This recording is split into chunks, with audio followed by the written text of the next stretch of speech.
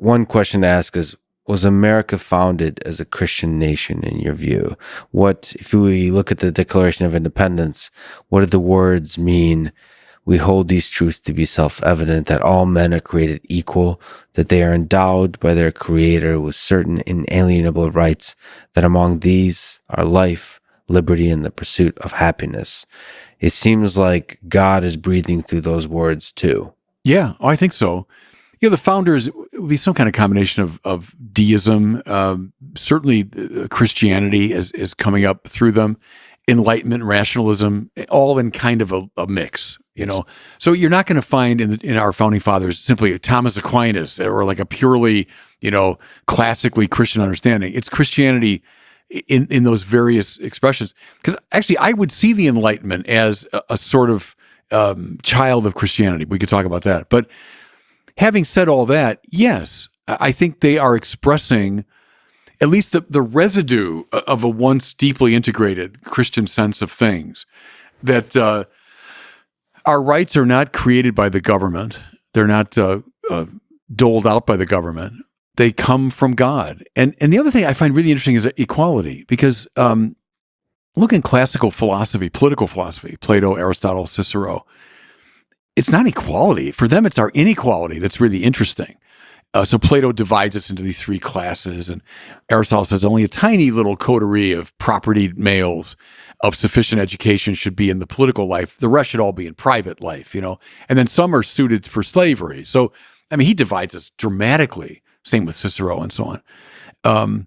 Where does this come from? This weird idea that we're all equal. How? We're not equal in beauty, not equal in strength. We're not equal in moral attainment. We're not equal in intelligence.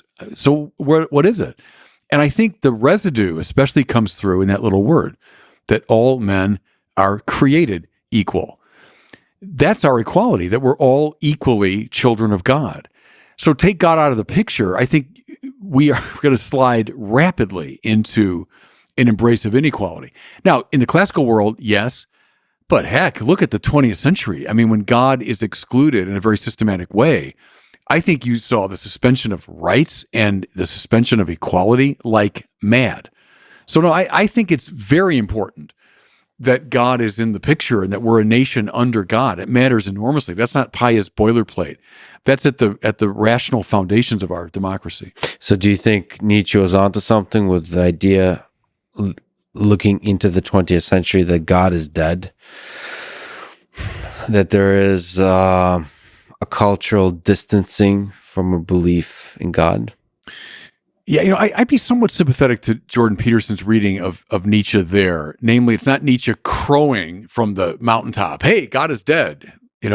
It's more of a lament. God is dead and we've killed him. And what will happen in the wake of that? And I think, much of the totalitarianism of the 20th century follows from that that questioning of God and the dismissal of God from public life. So I would be sympathetic with that. When we're beyond good and evil, and all that's left is the will to power, and then why are we surprised that the powerful rise and that they use the power less for their purposes? When we forget ideas like equality and rights, which are grounded in God, why are we surprised that death camps follow? So I think there's a correlation there for sure. I don't know. I believe that there's a capacity to do good in all of us and a capacity to do evil. And there's something that tends towards good, whatever that is. I tend to think that if that community, that love that we talked about, they find each other, they find the good.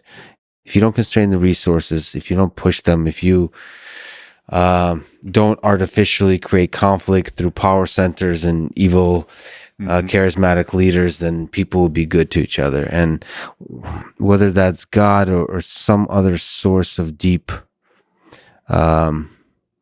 moral meaning, that seems to be essential for a functioning civilization. Yeah. And it's hard. That's what humans are. We're searching for what that God is, what that means. What that triggers in my mind, I wonder if you agree with this, that the modern sciences drew their strength from their narrowness. And what I mean there is they almost completely bracketed formal and final causality in the Aristotelian sense, and they focused on efficient and material causality. And that gave, as I say, great strength, but from the narrowness of focus. But for Aristotle, the more important causes are the final and the formal causes.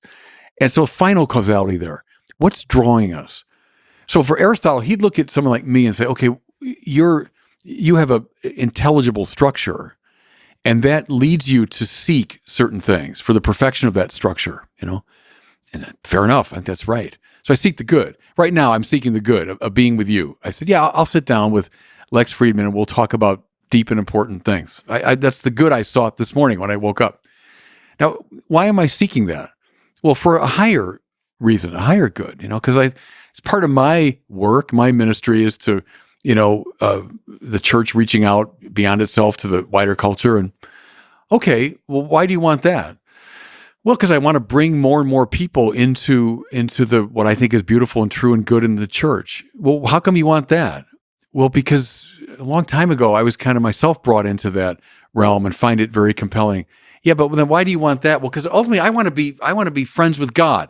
Now, I've given you one example there, but any act of the will, it seems to me, has to be analyzed that way. The will seeks something; it seeks the good, right, by definition.